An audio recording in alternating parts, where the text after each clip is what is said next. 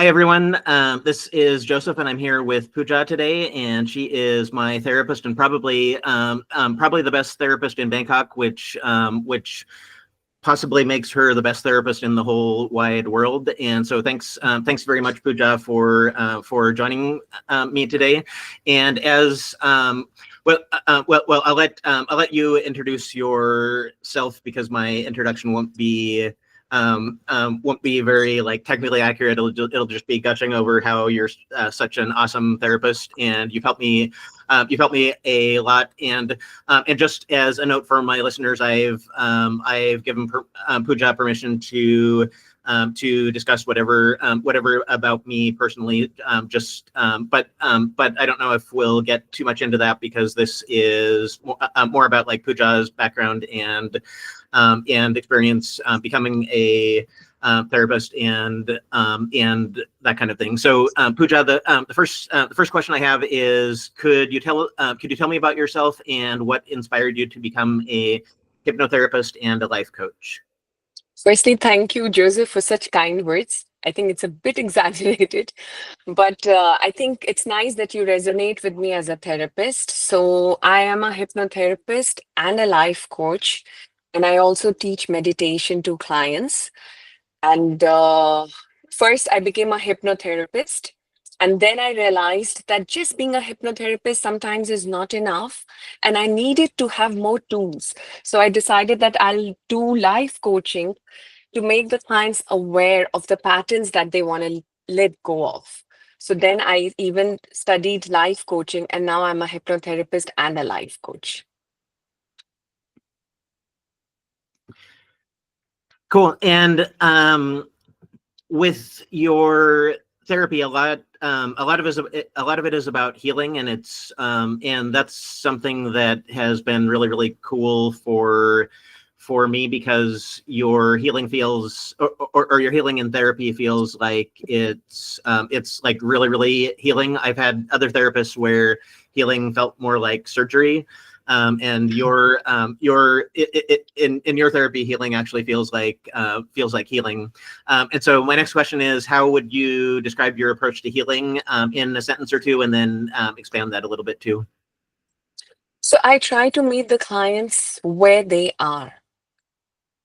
That is my main thing, that I am not going to push them and I'm not going to force them into anything. My first session is always a deep consultation where I try to meet them, try to understand at what level, what stage, what is happening in their lives, so that they feel safe and they realize that they've come here, they've come to a very safe space, and they've come for healing. So it's not about me forcing them into, okay, today we are going to do this, tomorrow we are going to do this, or this is exactly what we need to do. It's like asking them, what is it? What are they feeling comfortable about? How do we move forward in this way that they feel safe enough to open up, to know that yes, they are safe enough to go inwards within themselves to heal themselves. And can you go into that a little bit more? Because something I really like about you is kind of the balance. Like, you've got I have a friend who talks about scaffolding, and it's I think zone of proximal development is the theory that he keeps talking about how scaffolding can like in building scaffolding, the scaffolding is like a temporary structure and then it goes away, and so it's a really beautiful analogy, and I kind of feel like that you've got a really good balance of that, of having really firm scaffolding or a really firm structure, but then really adjusting and adapting to the client, because I feel like I am kind of a special case, and that any therapist that would say, hey, well, here, and actually I went through a few therapists before I found you, and I didn't like them because they said, hey, well, here's my method that I use with everyone, And I thought, okay, well, that I can see how that works with some people, but with me, that's not going to work. And so with you, it was a breath of fresh air of you doing exactly what you said. The first session being very, very deeply, profoundly understanding where I'm coming from, and then, but at the same time, you didn't get lost in that. And the scaffolding analogy, I think, is perfect in that you have a very firm scaffolding, but it's something that can be adjusted to each client to help to build. Can you talk Yeah. about you got that balance, because that balance, that scaffolding balance of respecting what the client says, but not getting like sucked up into the client's stuff. How is it that you're able to balance that? So firstly, when the client comes to me, it's a little bit of intuitive work as well, Joseph, because I understand what the client is looking for. And I also understand that there is no magic wand. There is nothing that I'm going to do in a session. So it has to be, we have to go deeper. The client comes with, for example, if a client comes with the symptoms of anxiety or stress, I can't just deal with that at that point. I need to understand where it is coming from. That there has to be no band-aid. We have to dig deeper into the wound. We have to see what is it. We have to clean that wound. So I try to help. So sometimes when you go to the hospital and that even if you're in pain and the doctor just goes digging deeper and deeper, right? So I kind of give the client the chance to see how deeper I can take them. It's a little bit of intuitive work, but yes, I have the structure which I follow. But again, I cannot put any of my clients in compartments. Every client is individual in his or her own right.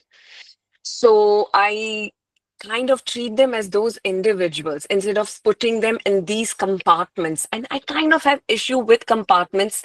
That's why in my sessions, it's always about trying to heal from all sides. You can't just say that, okay, you have bipolar and we will put you in this, or you have ADHD and you're like this. No, everything. There has to be a very organic plus deep kind of intuitive work that goes into it. There is a structure, but with intuition. And I think that comes with a lot of practice as well. And would you mind talking about how you got that philosophy of no compartments? Because in contrast to me, I literally can't function without compartments, and so it's really hard for me to even conceptualize how you would develop that non-compartmentalized worldview, and even though I personally, even though that's very difficult for me personally, I have seen how extremely beneficial that is in therapy, of things where I have been just trying really, really hard to compartmentalize and to organize, and through you not looking at things that way has helped me a ton to be able to work through stuff. And so for me that view of non-compartmentalizing reality is so foreign to me, and I'm wondering, was it when you were a kid foreign to you? Did you develop that consciously, or was this that non-compartmentalized view of the world something that's innate inside of you? I think it's something very innate. It's while growing up also. It was always like with the teachers, everyone, professors, everybody would compartmentalize. And I feel like if this person is not good in maths, in science, so this person is not intelligent. Or this, while growing up also, everything was very compartmentalized. And that used to kind of trigger me a bit. And I used to feel, why not fluidity? Every person has something. Every person has some good quality. Every person has their own intelligence. Maybe they don't fit into the structure created by the society. And who created these structures? So even with my clients, I tell them that when you're following someone, even if you're following me, even if you're following any other guru, anybody, Take it with a grain of salt. Does it resonate with you? Don't fall into these structures. And it's very easy to compartmentalize people, say that, okay, you have this, take medication and you'll be. No, there is so much more that makes us human beings.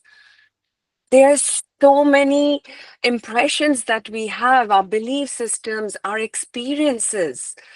Even one experiences changes us. Even today, our conversation might change you, me, or people watching it.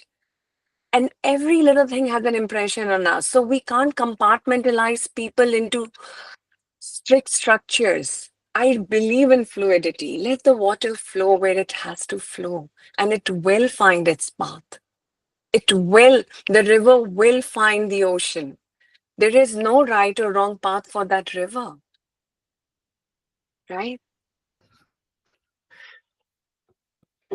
Cool. And can you talk about your life, and was there a turning point in your life that brought you to this path of emotional healing and helping others, and looking at things like a river? So I think no matter what we decide, universe always has a plan for you. So it is there, it is decided for you. So while growing up, also I used to feel like, somewhere disconnected. And, it was easy for people to say, oh, she's an introvert or she's this, that. And I grew up trying to understand what makes people who they are. I wanted to do English honors, but I didn't get English honors. And by default or luck, I got psychology. And that again made me understand the human mind, the way it works. But even when I was doing psychology, I realized it's still the same. If you answer certain set of questions, you're categorized like this kind of a person. So even that didn't feel complete to me. And then I got married, I became a housewife, and you're growing up and you're realizing that you want to heal, you want to change, you want to grow in life. And that was the time I tried a lot of modalities, and it was hypnotherapy. It was my mentor, Anthony Augustine, who got me, who saw some potential in me, and he trained me. And I think he trained me quite well. And that was the start of my healing journey. I decided if I can heal myself, he helped me heal a lot. And I felt like if I can heal myself, I can use this to heal other people. And then gradually I started to bring in my own philosophy, my own thoughts into it, and how I can help people make deep and lasting changes, lasting transformations. And I keep studying, so I keep growing. Cool. And so well, I wanted to ask a follow-up question with that, but it's still just a little bit vague, so in my head, so I'll keep working on my follow-up question. And my next question is, for someone, as a hypnotherapist, I think a lot of people have like fears, or are scared about hypnotherapy, or their only introduction to hypnotherapy is either on like old Donald Duck cartoons, or stage hypnosis, neither of which represent hypnotherapy at all really. And so could you, for someone that's never experienced hypnotherapy before, can you walk through what that's like, and kind of paint a picture of what hypnotherapy is, and how it's like similar to a therapy session and then different than one, Yeah. like traditional therapy? Yeah. So that is a very important question and a very good question, because the moment I tell somebody I'm a hypnotherapist, they start like, even in parties, they'll be like, oh, let's not look into her eyes and she's going to hypnotize us and she'll come to know all our secrets. And no, that's not how it works. And that is stage hypnotist. It's a stage, person who's performing.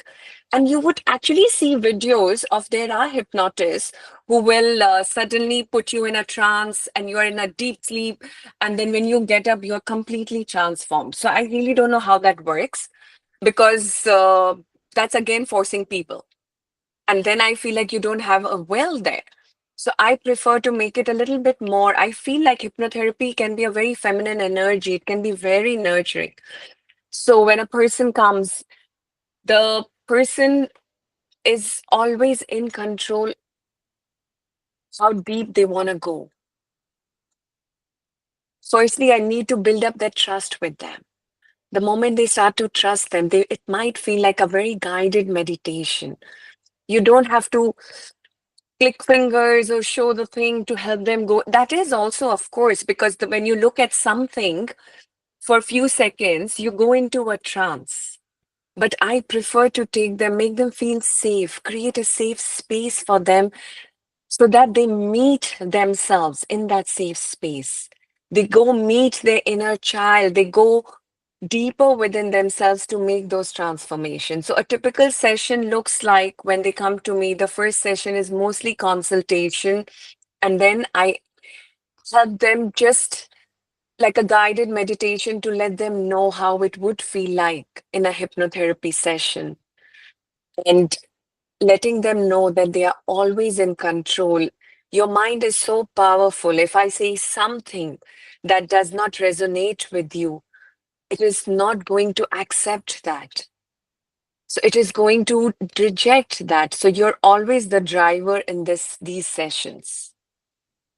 So safety and trust is very important. So for me to create that safe space for the client is very important. So how and that's really really cool, and that's one of the so when I first came to you, I was really really scared, and actually that's the whole reason that I came to you. Is the first time is I was trying to get over my fears, and one of my fears was hypnosis, and so the whole reason that or the whole instigating event was me trying to get over my fear of hypnosis.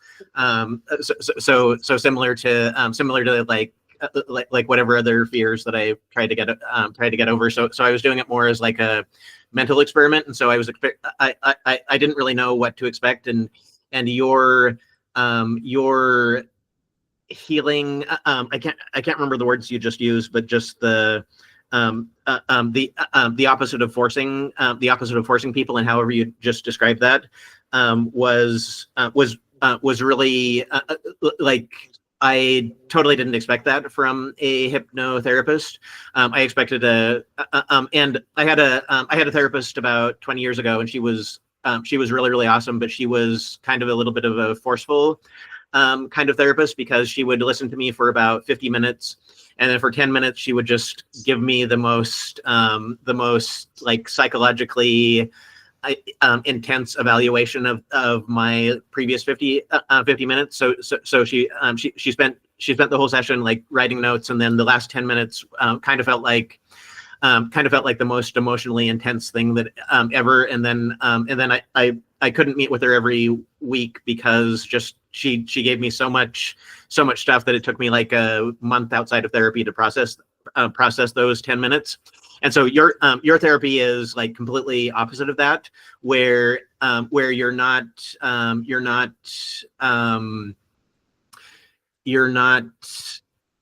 just saving up zingers to the very end, but you're very naturally and in a healing way kind of integrating it throughout the session. And I'm wondering, in the case of because a lot of people have preconceptions about hypnosis, and so what if a client, for example, said, hey, well, I want to stop smoking, and I'm not really interested in all that nice stuff that you're talking about. I just want to zone out and have you program my brain. A client that says that, how would you handle that? And would you be like, okay, I'll do stage hypnosis on you then, or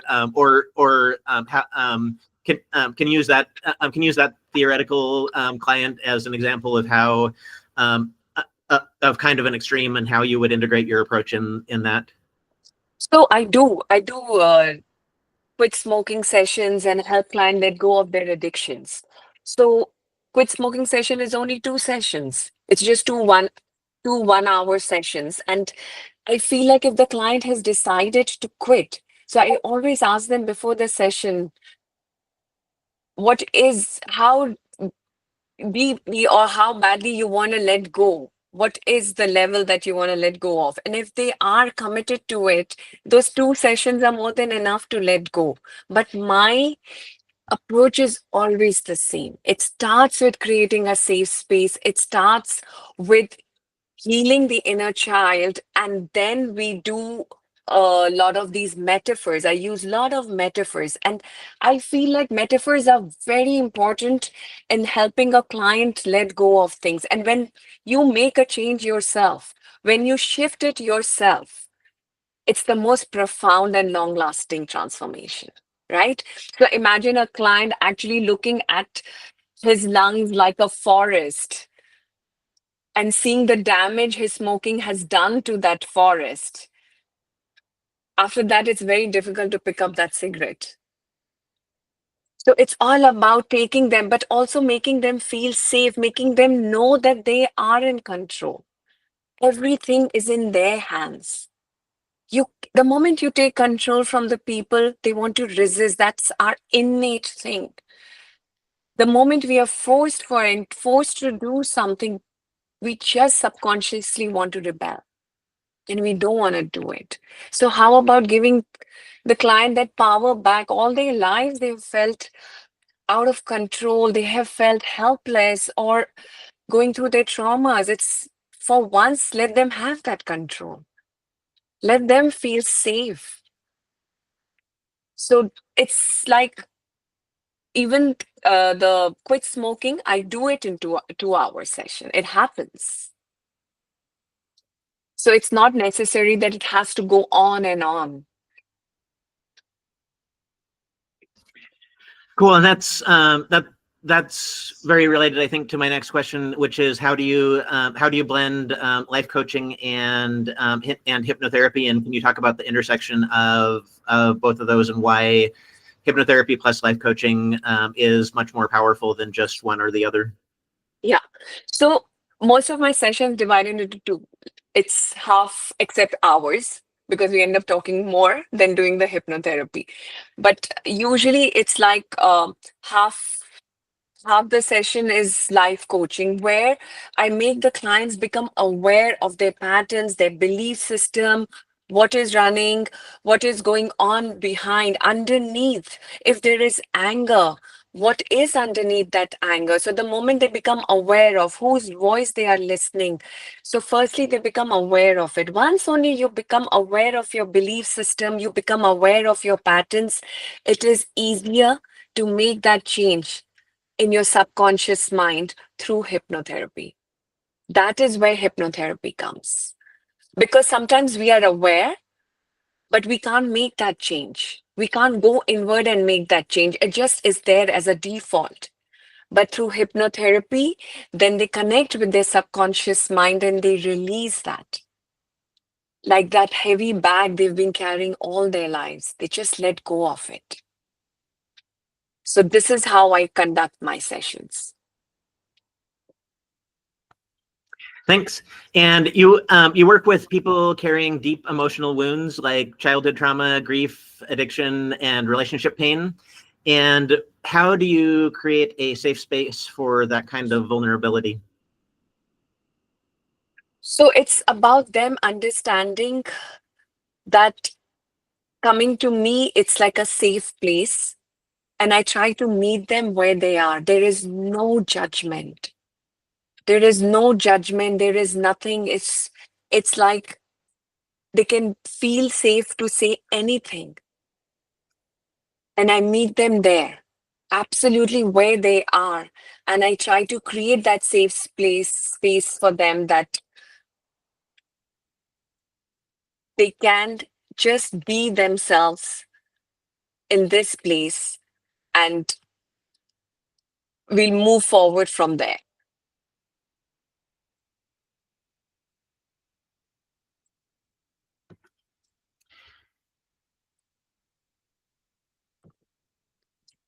And can you talk can you talk a little bit more about that? Because I kind of feel like that's something that's really, really special about you is creating a just completely and totally safe space with still structured elements to it. Like I keep going back to the Yeah, scaffolding thing, that you're not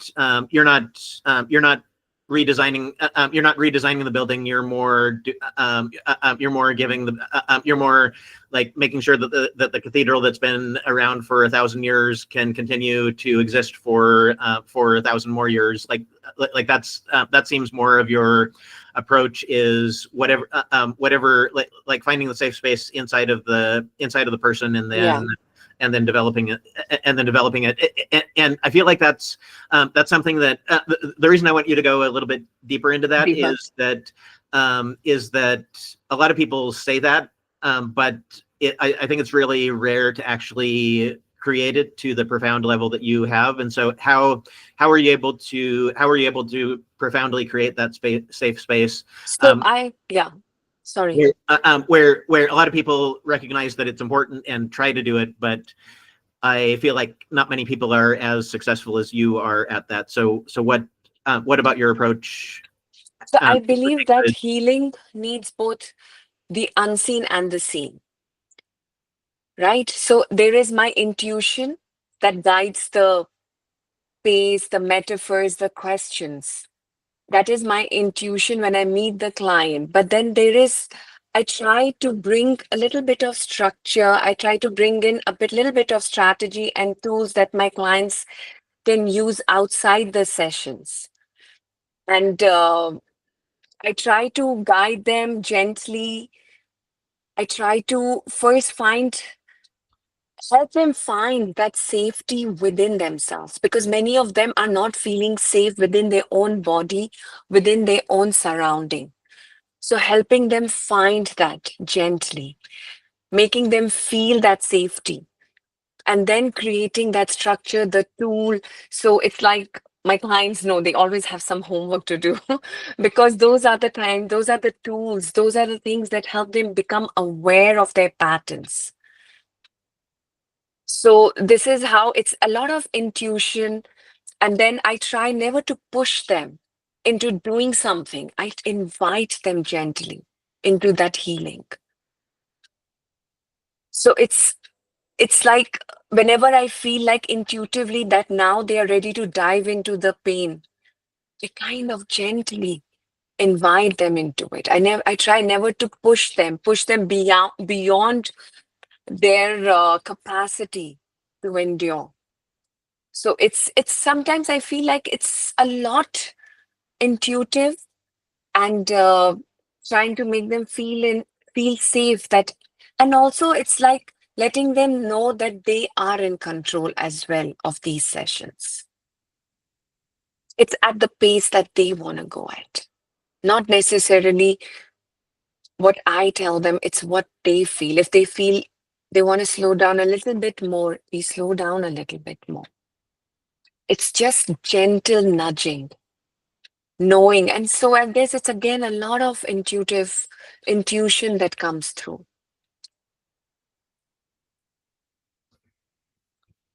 Okay, and a lot of people fear losing control in hypnosis, and that looking back on our first session, that was probably my biggest fear, not necessarily of hypnosis, but of the losing control Yeah.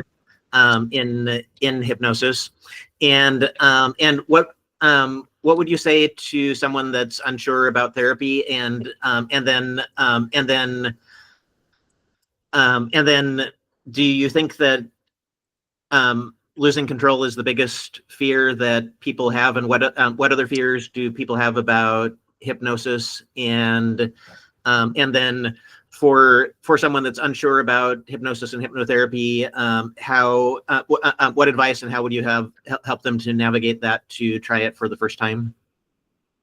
So the only fear, most of them, the ones who come to me, they want to do hypnotherapy and they feel like hypnotherapy is something like I will just click my fingers or there'll be a magic wand and in that one session, they'll be just out of all the stuff they've been going through, all their pain, all their emotions. But it doesn't work like that. And a lot of people feel scared that during hypnotherapy, they might say something that that is some deep secret which they don't want to share. But all I want to tell them is that in hypnosis, in a hypnotherapy session, they are always in control. It's like if they don't want to say something, they don't have to, they have the power to not say it. They are in control. And I also give them that option of if they're comfortable sharing something or not. Otherwise, they can do the work within their subconscious mind. They can make the change within their subconscious mind without sharing something. But mostly, I feel like people are ready to share, to make that change. Because they want to get out of those traumas, those patterns that are keeping them stuck, that are preventing them from moving forward. So hypnotherapy it's a very gentle, feminine, nurturing way of healing yourself. It's about meeting yourself, going within yourself, and meeting who you were supposed to be before everyone else started putting their beliefs onto you. So going back to being your authentic self, the person you were meant to be. And can you talk a little bit more about from the typical client's perspective how the first session or two of hypnotherapy would feel like? Because in the movies, especially the horror movies about hypnosis, then someone walks into the client's or someone walks into the hypnotherapist's office, they sit down and they're like, okay, when are we going to start? And then the hypnotherapist says, oh, we've already done like a 3-hour session. Yeah. And so that's the typical like horror film or horror version of hypnotherapy. And you're describing and in that horror version, the person is completely not in control at all, and they didn't even realize that they were hypnotized while they were being hypnotized. Where your hypnotherapy is kind of 180 degrees different from that. So can you describe from the client's perspective how your healing feminine energy hypnotherapy works and feels, in contrast to sitting down in a cold chair and then being like, hey, when are we going to start? And realize because that's I believe the opposite version of and you keep making the point that, hey, well, that's really just on movies, not like reality. So could you talk about like what describe in detail, especially for someone whose only experience to hypnotherapy is watching horror movies like that, what's real life hypnotherapy like? Yeah, movies really do a disservice to us. Trust me, I've seen so many on Netflix as well, and they're like, they show those I'll never call them hypnotherapists, but hypnotists as evil people who bring people in and then just hypnotize them and make them do what they want them to do and do all the evil work. But it never works like that. I don't know who are these people and how are they making people do that. It's our subconscious mind is so powerful. It is going to reject anything that is against your moral values. So it's not possible for me to do anything like that is against your moral values. And I use hypnotherapy as a place where people can meet themselves, a place where they can feel safe. Their whole life, they've been controlled by other people's beliefs, thoughts, and they've never felt in control. These sessions give them their power back. So I need them to be in control, and they are in control. It's never happened that they get up unless they fall off to sleep. But even then, it's like anything that I might say that does not go with their moral values, their subconscious mind is going to reject that. It's not going to accept it. So it's about, and all the power is in the client's hand. They are doing all the work, and I'm just a guide. I'm just guiding them to that healing, guiding them to let go, how to let go, just navigating that, just being with them in their this journey in their subconscious mind, so that they feel safe and they can let go of things. So I think any client who wants, any person who's looking for deep and lasting changes, hypnotherapy is something that is amazing because it helps you connect to your subconscious mind and make those changes. Like when we talk about traditional counseling or when we're just talking, we are becoming aware, but the changes take a lot of time to happen. But with hypnotherapy, it is a little bit more instant. It's like you're speaking in metaphors, you're going deeper within yourself, and just you're making those changes in your subconscious mind.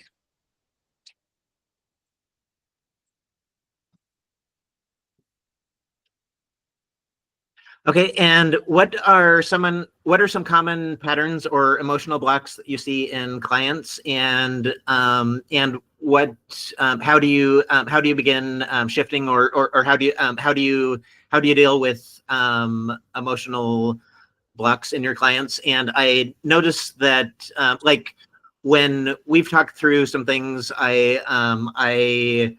I just got the impression of, oh my gosh, how many thousands of people have Pooja already navigated around stuff like this, and I kind of feel like I'm like a weird, unique case, and so your therapy has been just very, very interesting for me in that like that because you've got a lot of really, really good, really effective um, models for helping people through their blocks, and me feeling like, hey, well, my blocks are kind of weird and unique to me and nobody understands me. That's been a really, really cool thing for me. So I'm really interested in what the common things you see are, and then what your techniques are for navigating those.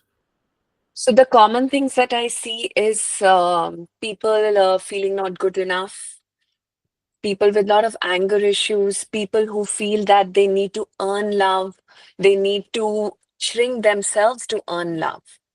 So this all goes down to their childhood patterns, things they saw while growing up. So that's why inner child healing is the most important thing that I do in hypnotherapy. Then again, when you ask me about techniques, Joseph, it's so different for every client. Every client is different. So I cannot say that, okay, I do this. But yes, one thing that I do for all my clients is inner child healing, because most of these patterns that we have picked up, these survivor modes that we are constantly living in, right? Every time we get triggered, what are these triggers? Making my clients aware of these triggers. Each trigger makes us go into our survivor mode. You know it now very well. What are those survivor modes? Fawn, freeze, fight, and flight. So we keep going into those patterns. So it's firstly letting the client know that they are not broken, that there is nothing to fix. They are not, while growing up, they have picked up certain belief systems, their caregivers, the way they have led their lives, it has created certain patterns in them that they need to let go of. So I help them understand that, letting them know whose voice that is that they keep constantly hearing. What are those triggers? Where are they coming from? Take a pause. Is it valid now? Because sometimes within us we have a 5-year-old who's scared. We might be 50, but we have a 5-year-old who's scared. We might have an adolescent angry, or we might have an adult who's like, I'm tired. I need peace. I need to feel happier. So we have to go meet those inner child, those inner children within us to heal, to know that we don't have to shrink ourselves. We don't need to earn love. First, we have to learn to love ourselves. We have to find that unconditional love for ourselves within ourselves. That only comes once they believe that they are not broken, that there is nothing to fix, right? And I want to talk about inner child healing a little bit more because when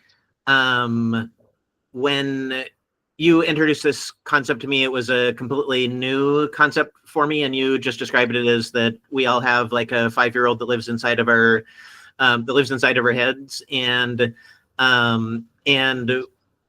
with and that for me that was very, very powerful, and just completely foreign to me. But then when I started talking to my friends about therapy, like about 50% of them are like, oh yeah, inner child work, I've done that before.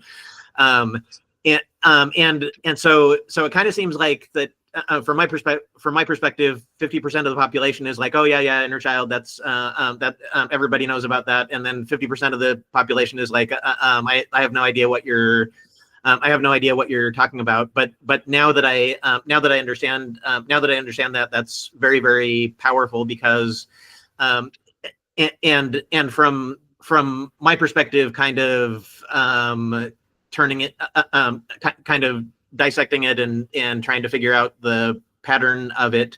The genius of the inner child healing is that it takes a lot of kind of uncategorizable parts of your brain and subconscious and experience, and puts them together in a way that you can connect to, and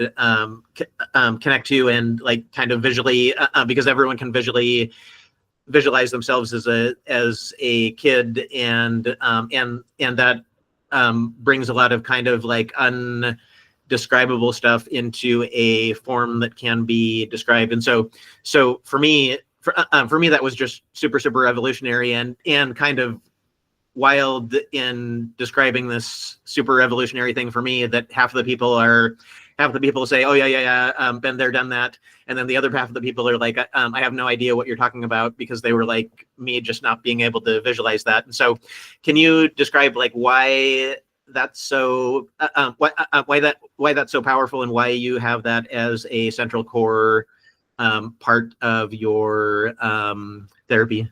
Yeah. So, till the age of 7, we just absorb everything from our environment. Our critical mind has not set in at that time. So we are listening to everyone, everything that our parents are saying.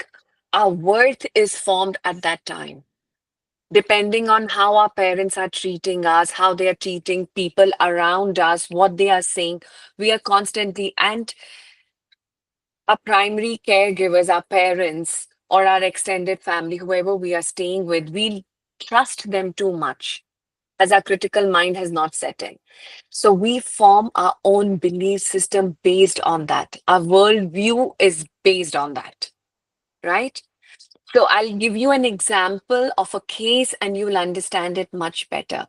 So I had a client, a very macho, strong. This man came to me and he's like, I have anger issues and I want you to help me change that. I don't want to be angry anymore. I can't control myself. And I was like, okay, so, and he thought again, like one session, like how they show, and he'll be like asleep and he'll get up and he'll no longer have anger.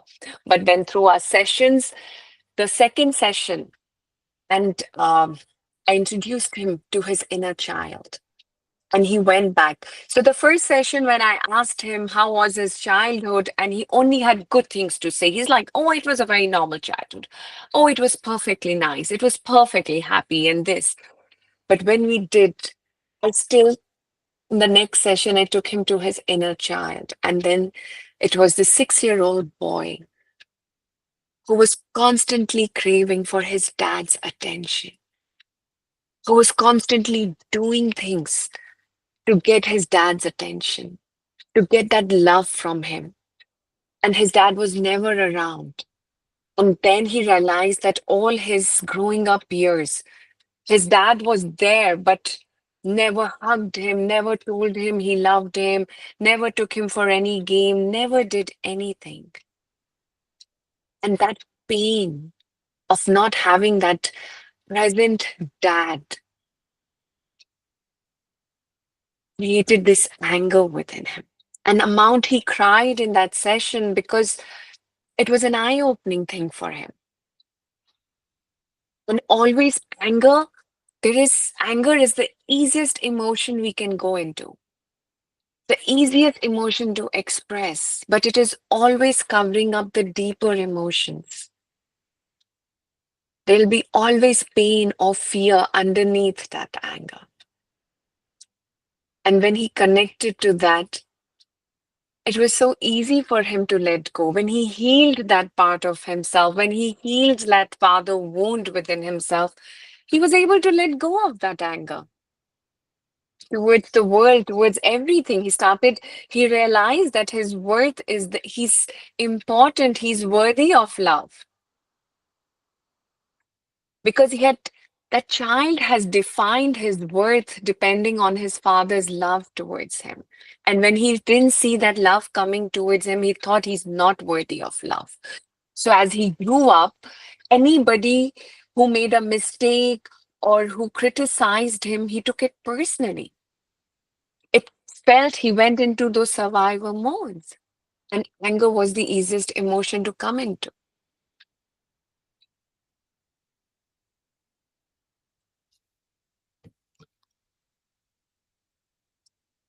Thanks. And I think we have time for one more question. So my final question is, in your experience, what keeps people stuck even after years of self-help or therapy? So you can read all the books, you can listen to all the people, but the work has to be done by you. And it's the inner work. Finding yourself, going deep within yourself to find yourself, to find the person who you are supposed to be or who you were supposed to be.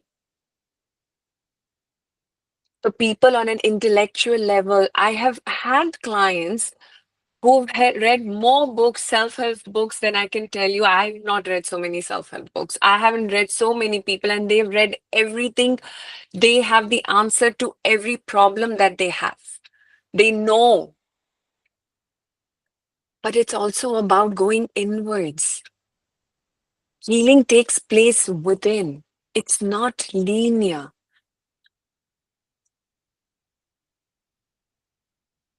And it's an ongoing effort. I'm still healing. Everyone is still healing.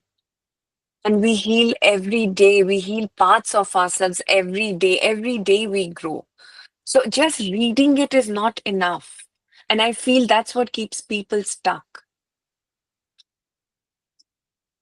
It's going within, going inwards, going to the roots of those problems, finding out why it is there, and then shifting them, releasing them. And I feel like no matter what modality you choose, everybody connects to something else. It's not necessary that everybody will get healed through hypnotherapy. If you connect with something else, just make healing and growing a part of your life. And whatever helps. But just reading books is not going to help you. It's just going to make you aware. But the work has to be done within. So you have to go inwards. Go back to that person who's hiding somewhere.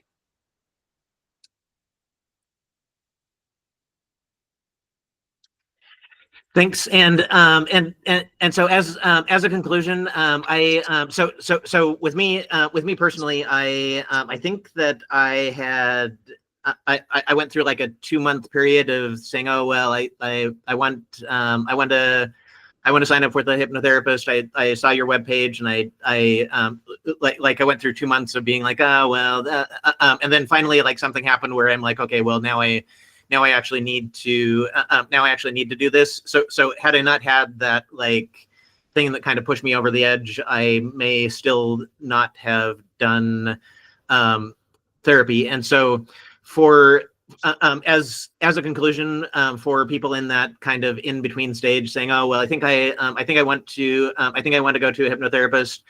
What would your but they're still like convincing themselves like, "Oh well, I'll just try on my own again to not or to quit smoking or lose weight or whatever people usually come to you for."